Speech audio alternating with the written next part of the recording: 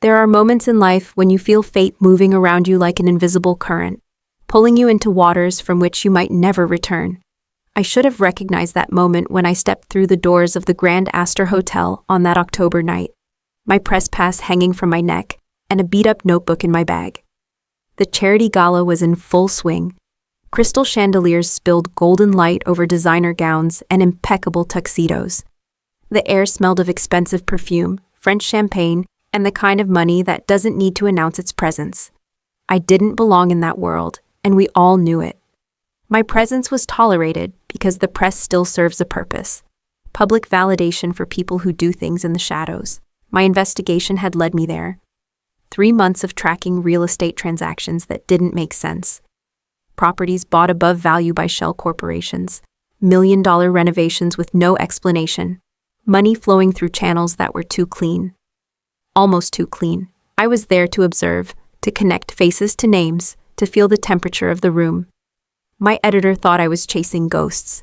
Elena, he had said that morning, not every rich businessman is a criminal. But I knew the smell of rot beneath a shiny veneer. I'd grown up in Brooklyn, the daughter of immigrants who worked 16-hour days in a bakery. I'd lost my brother, Matteo, to gang violence when he was 19. Shot on a corner that was supposed to be safe. The cops never found the people responsible. The case went cold, and something in me went cold too. Hardened, transforming into a relentless need to expose truths that others preferred to bury. So I moved through the ballroom, a ghost among giants, watching interactions, noting who spoke to whom, where the power really flowed. That's when I saw him. He was on the other side of the room, near the panoramic windows that revealed a lit-up Manhattan. It wasn't his looks that captured me first, though he was undeniably magnetic, with an imposing height, broad shoulders under a perfect tuxedo, dark brown hair slicked back. No, what held me was something more subtle and unsettling. It was the way the space around him behaved. Powerful men approached with an imperceptible deference, a deeper tilt of the head, respectful distance, until they were invited closer. Women watched him with poorly disguised interest, but none approached without an invitation. Waiters anticipated his needs. He commanded the room through sheer presence. I discreetly consulted the program, Jackson Hunter, CEO of Hunter Enterprises, Real Estate and Entertainment Investments. The name had appeared on the margins of my investigation, never directly connected to anything illegal, but always present like a shadow on the periphery. I subtly raised my phone, intending to capture a discreet photo. But the exact moment I framed the shot, he turned his head. Our eyes met across the distance of the crowded ballroom, as if an invisible thread had been stretched between us. The impact was physical. My heart stumbled, my breath caught. His eyes were a stormy gray, penetrating in a way that made you feel he saw not just your face, but the thoughts behind it. There was a sharp intelligence in that gaze, an instant evaluation, and something more, a recognition, a curiosity that mirrored my own. I should have looked away. It was the smart move, but I'm a stubborn daughter of stubborn immigrants, and I wasn't trained to back down, so I held his gaze, lifted my chin in silent defiance, and only then looked away to make a note, a calculated performance of indifference that we both knew was a lie. When I looked again, he had turned away, but something in his posture had shifted, an awareness of being watched by someone who wasn't easily impressed. I continued my work, but a part of my attention remained magnetically fixed on Jackson Hunter. I watched him watch, how his eyes tracked movements, how he conducted conversations with an economy of words. It was the posture of a man accustomed to absolute control. Fascinating, dangerous. Exactly the type of man my investigation was looking for. Exactly the type I should have avoided. First time at an event like this, the voice came from behind me, deep and velvety. I turned, and there he was. Up close, Jackson Hunter was even more imposing. His cologne was subtle but memorable, woody with spices. The distance between us was appropriate, yet it felt intimate because of the intensity of his presence. Depends on the definition, I replied, keeping my voice steady. I've been to plenty of gatherings where rich people pretend to care about causes. Something gleamed in his eyes. Appreciation for someone who didn't pretend. Cynical for someone so young. Realistic for someone who grew up in the real world, A smile touched his lips, transforming his face from intimidating to devastatingly attractive. Elena Marchetti, he said, my name like a statement, not a question. My stomach clenched as I realized he had already looked up who I was. Investigative journalist. You did that series on labor exploitation. Impressive work. You read independent journalism? I read everything that can affect my interests, he replied, with layers in that statement. And you seem very interested in certain real estate deals lately. My blood ran cold. He knew this approach wasn't a coincidence. It was a strategy. Professional interest. Interesting transactions make interesting stories. Interesting, he tasted the word. It can mean worthy of attention or dangerously complicated, often both. We were speaking in layers, a negotiation disguised as a conversation. Mr. Hunter, would you be interested in an interview? About your legitimate business, of course. Legitimate, he repeated with an emphasis that could have been irony. What a curious specification. He paused, studying my face. Dinner, tomorrow night. There's an Italian restaurant I think you'd appreciate. We can discuss legitimate business. It wasn't an invitation, it was a challenge. Send the details to my email. I'm sure you already have it. That smile again. Until tomorrow, Ms. Marchetti. He walked away, absorbed back into the ballroom, leaving me with an erratic heart and a mind at war between professional instinct and something more primitive. I had just agreed to dinner with a man who was possibly a criminal, a man whose presence made my body react in reckless ways. That night, lying in my small Brooklyn apartment, I should have been reviewing notes, planning questions. Instead, I was replaying the moment our eyes met, the texture of his voice, the electrically charged air. Danger, my mind whispered. But my heart was already anticipating tomorrow. The restaurant Jackson chose was exactly the kind of place men like him frequent, discreet enough not to draw attention, exclusive enough to ensure privacy. Vittorio's was tucked away on a side street in the West Village, with no ostentatious sign, just a simple number on the dark wooden door. I arrived 10 minutes early. I wanted to observe the environment, identify exits, feel the energy of the place before Jackson appeared. The interior was intimate, no more than a dozen tables, soft candlelight, exposed brick walls. The aroma of garlic and basil transported me back to my mother's kitchen. Ms. Marchetti, his voice came from the entrance. Jackson wore dark trousers and a gray linen shirt, sleeves rolled up to reveal muscular forearms and the beginning of a tattoo on his left wrist. Less formal than at the gala, but even more intimidating. Mr. Hunter. Jackson, he corrected, approaching. I think we can drop the formalities, considering you're investigating whether I'm a criminal. The frankness caught me off guard. I didn't say that. You didn't have to. He pulled out a chair for me. Your eyes at the gala, the way you watched not just me, but the people around me. Connections, patterns. You were putting a puzzle together. What if I was? Then I'd respect your intelligence. He paused as a waiter poured wine. But I'd also question your instinct for self-preservation. Some questions are dangerous. Threats don't work on me, I said firmly. I grew up in neighborhoods where men tried to intimidate my father. I saw what happens when fear silences people. Something softened in his expression. Your father, the Marchetti Bakery in Brooklyn. I know the place. They make the best Calabrese bread in the city. My breath caught. You went there. 2 years ago. Your father served me personally. We talked about recipes, about how they carry history. He mentioned having a journalist's daughter, said he was proud. Emotion tightened my throat. This tactic was more effective than any threat. Why are you telling me this?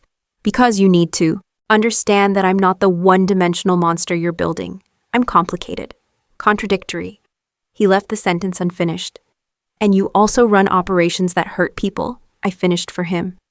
And I also make difficult choices in a world where morality is a luxury I can rarely afford. His honesty was unsettling. You want me to be a clear villain. It would be easier, but real life is messier. The waiter brought antipasto. We ate in tense silence. Tell me about your brother, Jackson finally said. That's not relevant. Matteo Marchetti, 19 years old, lost 12 years ago in a shooting. His voice was gentle, but the words were knives. That's why you do what you do. Justice for him, even if it's late. Tears stung, but I held them back. You have no right. I lost someone also, he interrupted, his voice thick with pain. My younger brother, Marcus, 16 years old. Recruited by men who promised power. 2 months later, he was addicted. 6 months later, he was in a ditch, discarded like trash. The air left my lungs. Jackson. I was 20, working honestly.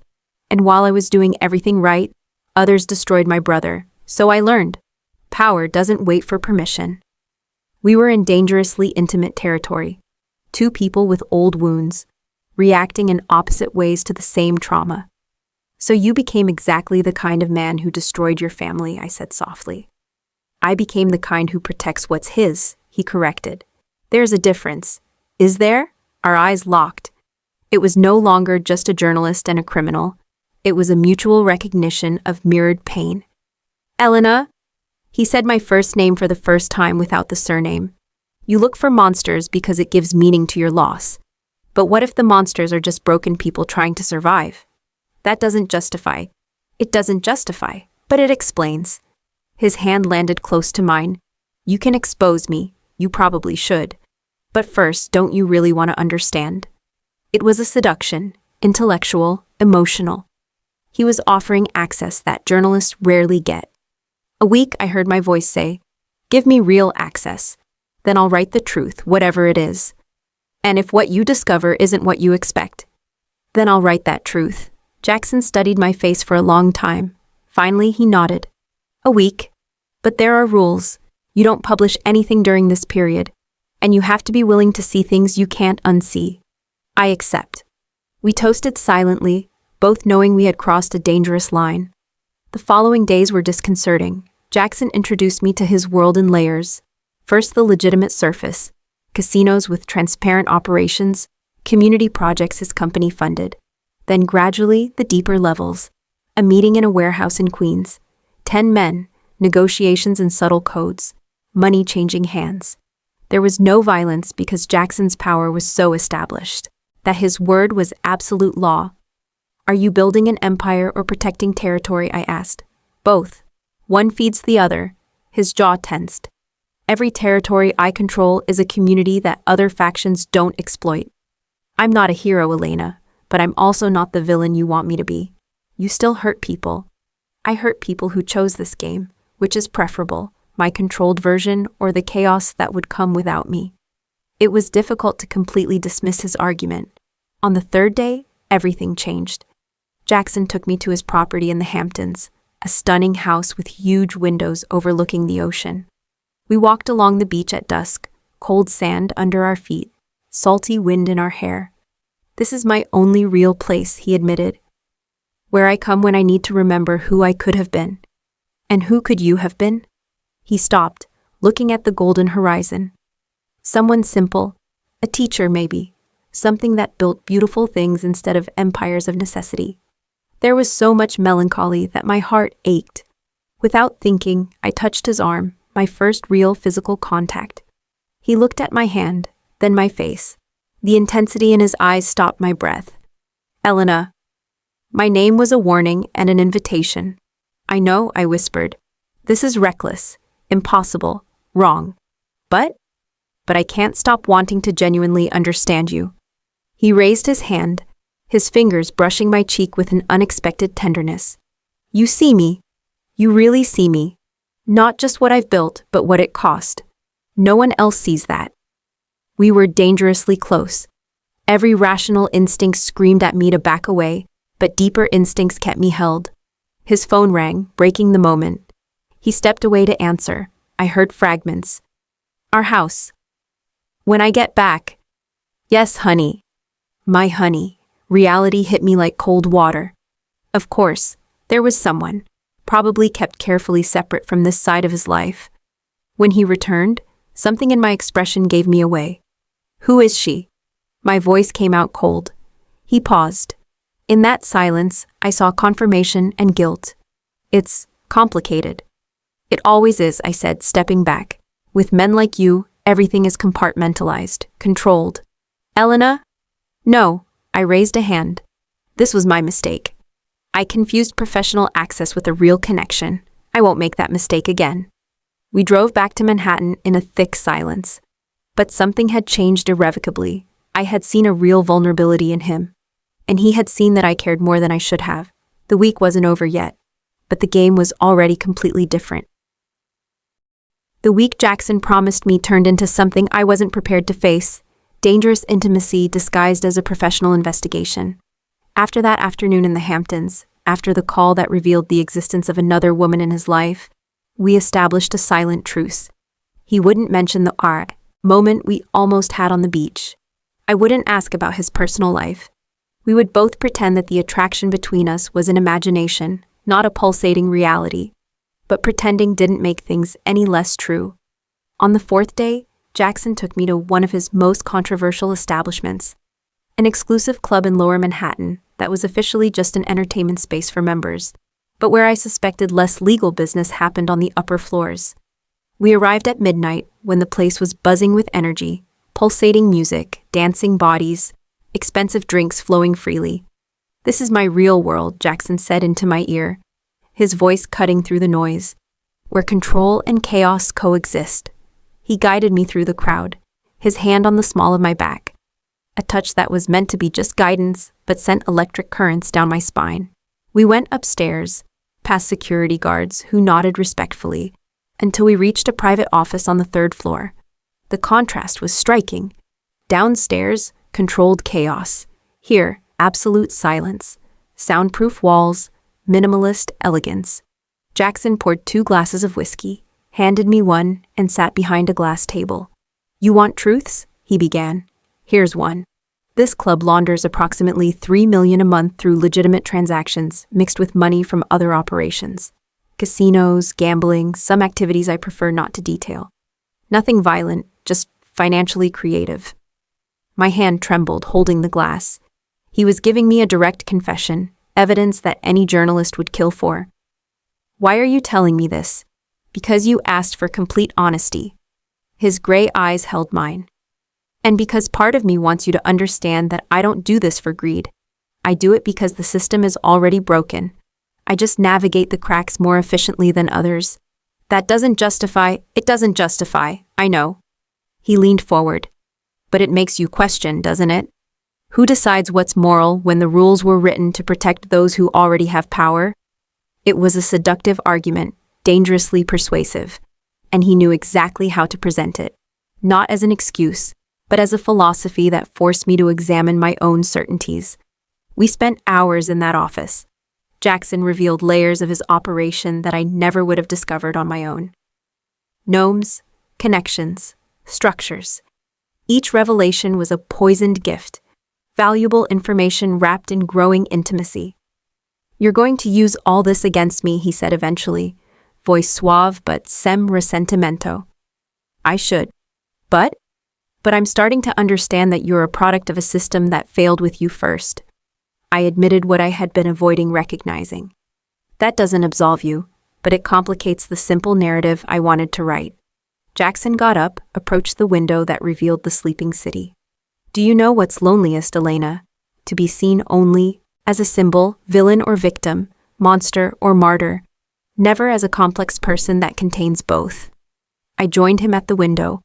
Our distance was minimal, the warmth of his body radiating toward mine. "I see you," I whispered. "A person, complex, contradictory, human." He turned to me, and the intensity in his eyes stole my breath. "That terrifies me more than any investigation could." "Why?" "Because it means you have real power over me, not legal, emotional."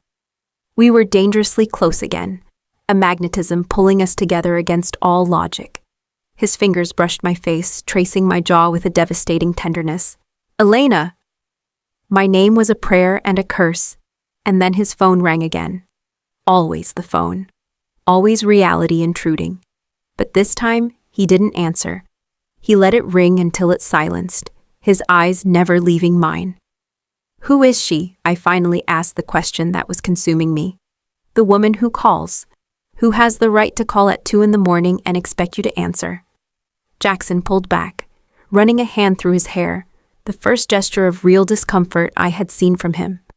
Celeste. We've been together for 3 years. She is what men like me are expected to have. Sophisticated, well-connected, comfortable with my lifestyle. Do you love her? The pause was a sufficient answer. I respect her. I take care of her. But love? He shook his head. Not in the way I should. And still you keep her in your life. Because it's easier than solitude. Because she serves a purpose in my public world. Because I'm too cowardly to admit that I'm living a lie. His honesty was a knife. And before you ask, yes. There's someone else, Aria. An art teacher in the Bronx. With her, I pretend to be a normal person. It's an escape, not a real relationship. My stomach turned. It wasn't just one woman. There were two. Separate compartments of his life. Neither knowing about the other, both serving different needs. You're using both of them, I said, nausea rising. Yes. He didn't deny it. I am. And now I'm here, wanting a third woman who sees through all my masks and makes me want to be someone I don't know how to be. That's not romantic, Jackson. It's pathetic. My voice came out harsh. You built an empire on control, but you can't even be honest about your feelings. You're right, he admitted without defending himself. I'm fractured into pieces that I don't know how to put together, but you make me want to try. No, I physically backed away. Don't put that on me. Don't turn me into another need that you use to avoid dealing with yourself. The silence that followed was dense with unsaid truths. Finally, Jackson nodded. You deserve complete honesty. So here it is. I don't know how to stop what I'm doing. I don't know how to choose when every choice seems to destroy someone. And selfishly, part of me doesn't want to choose because it means facing who I really am. It was a more raw confession than any criminal evidence, and it broke my heart in ways that an investigation never could. The weekend's tomorrow, I said, my voice controlled despite the internal storm. You gave me what I was promised. Access. Truth. Now I need to decide what I do with it. And us, he asked. What happens to whatever this is between us? There is no us, Jackson. There is you, fractured into versions of yourself that you offer to different women. And there is me, who almost made the mistake of believing it could be different. I left that office without looking back, although every step was a battle against the impulse to stay.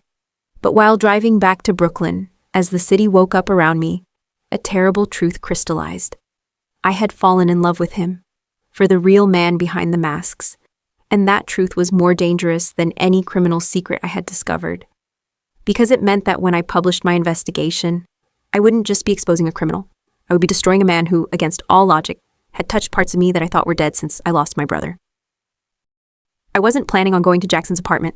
I had finished my investigation, compiled enough evidence for an explosive series of articles. My editor was ecstatic. We would publish in 72 hours, but then I received a message from an unknown number. You need to know the full truth before you destroy lives. Your building's parking lot. 10 minutes. Marcus. Marcus, Jackson's right-hand man, a man I had briefly met during my visits. Something in the urgent tone of the message made me go down. He was waiting beside a dark car, his expression somber under the weak light of the parking lot. Marcus was in his 40s, with scars that told stories he would never verbalize, and a loyalty to Jackson that seemed absolute, until now. You're investigating the wrong man for the wrong reasons, he said, without preamble. Or rather, the right man, but you're missing the real story. What story? Celeste Moreau, Aria Santos. He let the names hang in the air. You know about them? My stomach clenched. I know he's with both, that he keeps separate compartments. And do you know that neither of them has any idea about the other? That Celeste believes she will be his wife? That Aria thinks she has an exclusive relationship? Marcus shook his head. Jackson is my brother in everything but blood. But this is wrong. And now there's you, a third woman he's entangling in his lies. Why are you telling me this? Because you're different. You see who he really is, not the edited versions he presents. And because if someone is going to expose him, let it be for something that truly matters, not just financial crimes that the system already tolerates, but the real human damage he causes. Marcus handed me an envelope. Inside were addresses, times, photographs. Celeste leaving the apartment she shared with Jackson on the Upper East Side. Aria in her apartment in the Bronx, where Jackson visited on Thursday afternoons. And photographs of me, dinners, the trip to the Hamptons. Intimate moments captured by surveillance that I didn't know existed. He documents everything. My voice came out strangled. Protection. If someone tries to use him, he has counter evidence. But also, Marcus paused. I think part of him wants to be caught. He wants to be forced to stop before he completely destroys all of you. What do you want me to do? Tomorrow night. Celeste will be at their apartment. Jackson doesn't know. She decided to make it a surprise. Aria finally mustered the courage to confront him about her suspicions. She's going to show up at the same apartment. It will be an inevitable collision. He looked at me directly. You should be there, not to write a story, to make sure the truth finally comes out, in a way that forces him to choose who he really wants to be. It was manipulation, I knew. Marcus had his own reasons. But he was right. This was the real story. Not about financial crimes, but about a powerful man who had fragmented his humanity into unrecognizable pieces. I stood outside Jackson's building for 20 minutes before I mustered the courage to go in. The doorman recognized me from previous visits and let me go up without announcing me, a security lapse that would normally never happen. The elevator went up 30 floors. My heart was beating so loudly I thought everyone in the building could hear it. The doors opened directly into the apartment, a private penthouse with an exclusive entrance. And there, in the spectacular living room with floor-to-ceiling windows revealing a lit-up Manhattan, was the scene that Marcus had orchestrated. Celeste Moreau was everything I had imagined and worse. Supernaturally beautiful, perfectly straight blonde hair, a silk dress that cost more than my 6 months' rent. The posture of someone who never doubted her place in the world. She was holding wine glasses, clearly waiting for Jackson to arrive for a romantic surprise. Aria Santos was the complete opposite. A brunette with natural curves, simple but elegant clothes, a beauty that came from authenticity rather than polish. She had rung the bell moments before I got out of the elevator, and the doorman, confused by the number of women visiting, had simply let her go up too. When our three presences registered simultaneously, the silence was deafening. "Who are you?" Celeste asked Aria, her French accent sharpened by confusion. "I could ask the same," Aria replied, her voice trembling slightly. "I'm looking for Jackson Hunter, my boyfriend." The wine glass slipped from Celeste's fingers, shattering on the marble floor. "Your boyfriend?" she repeated, each syllable sharp. "Jackson has been my partner for 3 years. We live together in this apartment." Aria paled. "That's impossible. I see him every week. He sleeps at my apartment. We talk about the future." That's when both of them noticed my presence. 2 pairs of eyes turned to me, identical questions in different expressions. "And you are?" Celeste asked, her voice low and dangerous. "Elena Marchetti, a journalist." My voice came out firmer than I felt. "I've been investigating Jackson and getting to know him." "Getting to know." Aria caught the implication. "You too?" I didn't need to answer. My silence said everything. The sound of a key in the door froze us. Jackson entered, phone to his ear, finishing a business call. He didn't see us immediately. He was distracted, tired, his guard down in a way he rarely allowed. When he finally looked up and saw the 3 of us there, the color drained from his face. For an eternal moment, he simply stood paralyzed. A man who had built an empire on control, now completely without a script. "Jackson," Celeste said first, her voice trembling with contained rage. "I came to give you a surprise. It seems the surprise was mine." "You told me you traveled every Thursday for business," Aria added, tears beginning to flow. "But you were with her, weren't you? In this apartment that you never showed me." Jackson looked at me, and I saw something break behind his eyes. "Elena, did you orchestrate this?" "Marcus did. I just showed up." I wasn't going to lie, not now. But maybe it was time for all of us to see the truth. "The truth?" Celeste laughed, a bitter, broken sound. "Is the truth that I've been wasting 3 years on a man who treated me like a convenient accessory? Who paraded me at events while he had another woman or 2 hidden?" "I never lied about what we were," Jackson tried, but his voice lacked its usual conviction. "Lies by omission are still lies," Aria shouted. her composure completely crumbling. You made me believe I was special, that with me you were real. But I was just an escape, wasn't I? A place to pretend to be a normal man when your real life got too complicated. They're both right, I said, and all eyes turned to me. He compartmentalized you. Celeste, you were his public face, sophisticated, connected, safe. Aria, you were his private refuge, authentic, simple, peaceful. And I was the challenge. The person who saw him completely and didn't accept lies. And even knowing that, you continued. Celeste glared at me with contempt. What kind of woman does that? The kind who thought she could understand the incomprehensible. The kind who confused complexity with depth. I took a deep breath. But she's right. We all made the mistake of believing we were different. That with us, he would be honest. Jackson finally found his voice. I never wanted to hurt any of you. But you did. Aria wiped away her tears. And the worst part? A part of me still wants to believe you. Still wants to hear that I meant something real. You did, Jackson said, stepping toward her, but Aria backed away. Not enough for honesty, not enough for a choice. Celeste was already grabbing her purse, her dignity rebuilt through cold anger. I don't stay where I'm not a priority. My things will be picked up tomorrow. My lawyer will be in touch about shared properties. Celeste, wait. No, she raised her hand, stopping him. You had 3 years to choose me, to be honest, to build something real. Instead, you built lies. I deserve more. She left, her heels echoing on the marble, the door closing with a definitive finality. Aria looked at Jackson for a long moment, pain and love mixed in her expression. I loved you, she said softly. The version of you I thought I knew, but that version never existed, did it? Aria. Don't answer. I don't want any more lies, not even gentle ones. She turned to leave, pausing to look at me. Be careful. He has a way of making you believe you can save him. But no one can save a man who doesn't want to be saved. And then there were just 2 of us, Jackson and I, surrounded by the wreckage of his lies, the silence heavy with truths that finally couldn't be avoided. Are you going to publish all of this? He asked finally. I should. It's the story that matters, not your criminal operations, but this, the real human damage. But first, you need to answer one question. I stepped closer to him, forcing him to look at me.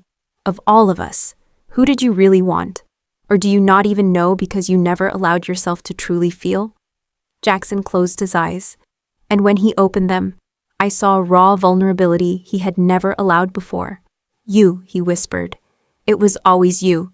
Because you didn't accept versions, you demanded the whole man. And that terrified me more than anything. But not enough to be honest from the start. No, and that's my failure, not yours. I nodded, tears finally flowing that I didn't try to hide. Goodbye, Jackson. This time, when I left, he didn't try to stop me. 6 months later, spring arrived in New York with that renewed promise the city always offers, as if new beginnings were possible, as if the past could be left behind simply by deciding to move forward. My investigative series on Jackson Hunter was published, but not in the way my editor expected. I exposed the financial operations, the criminal connections, the systems that allowed men like him to thrive in the shadows, but I kept the 3 women anonymous. I kept the intimate details private, not to protect him, to protect us, Celeste, Aria, and me, because our pain didn't need to be public entertainment, because we deserved dignity in our suffering.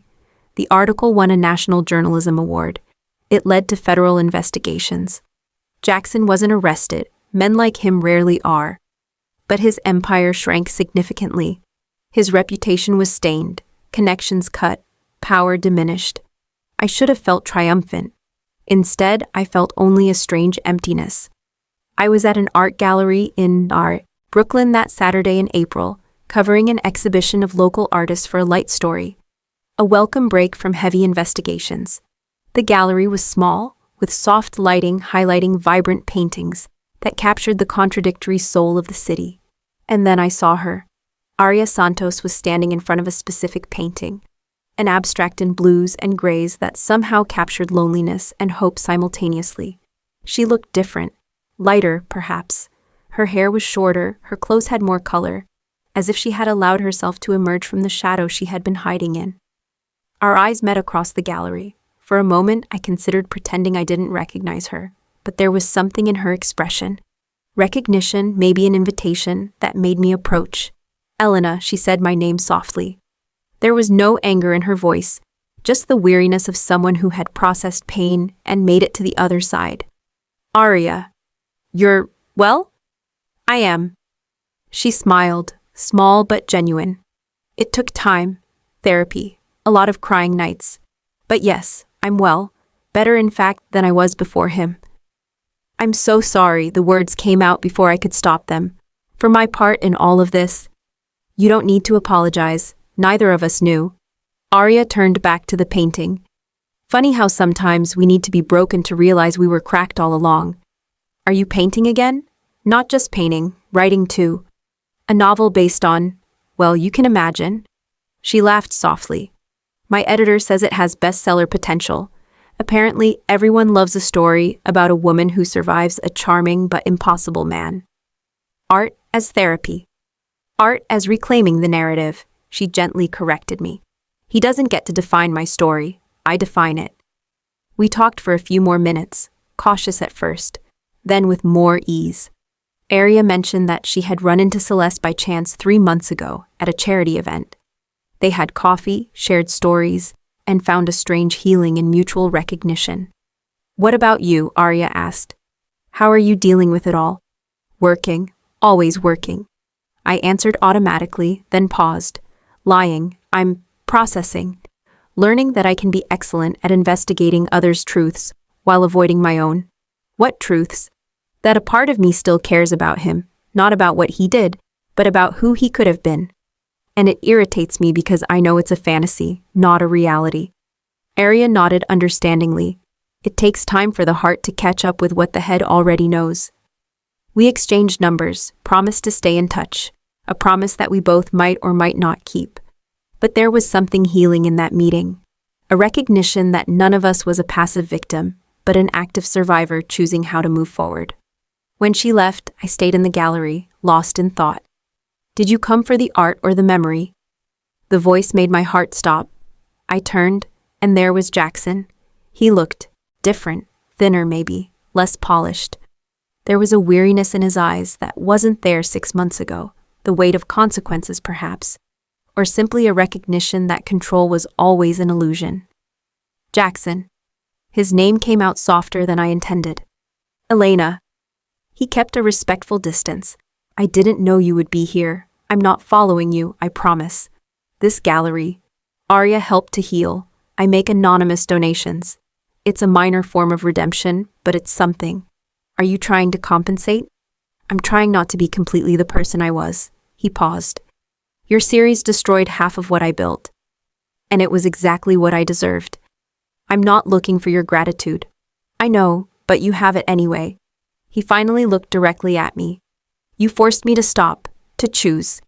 And I chose to dismantle the most destructive parts of my life. Not dramatically, I'm not a redeeming hero, but gradually, intentionally." "What about the women? Did you choose?" "I chose solitude. I chose to stop fragmenting my humanity. I chose therapy, as cliché as that sounds." A sad smile touched his lips. "Apparently it takes me a long time to process childhood trauma." Silence hovered between us, not uncomfortable, but laden with history. "Do you still hate me?" he asked finally. "No." I took a deep breath. "I never hated you. I hated what you did. I hated how you made me feel. But you?" I shook my head. "You're too complicated for simple hatred." "And love? Does that still exist?" The question caught me off guard by its raw honesty. "Transformed love," I replied carefully. "Not the kind that can build a future, but the kind that recognizes you changed me. You made me question certainties, see nuances, understand that morality is rarely black and white." Jackson nodded, accepting what I was offering. Recognition, not reconciliation. "You deserve someone whole, Elena. Someone who doesn't need to be assembled from broken pieces. And you deserve a chance to become whole, not for me, for you." He held out his hand, not to touch, but in a gesture of respectful farewell. I shook it briefly, allowing one final moment of connection before letting go. Take care, Elena Marchetti. You too, Jackson Hunter. I watched him leave the gallery, a solitary figure merging into the Brooklyn crowd. There were no dramatic explosions, no declarations of eternal love, no promises of impossible futures. Just two people recognizing that they had profoundly impacted each other, fundamentally changed each other, but whose paths could not align. I returned to the painting that Arya had been observing, blues and grays, loneliness and hope intertwined. For the first time in 6 months, I smiled genuinely, because I finally understood. Love doesn't demand possession. It doesn't demand happy endings.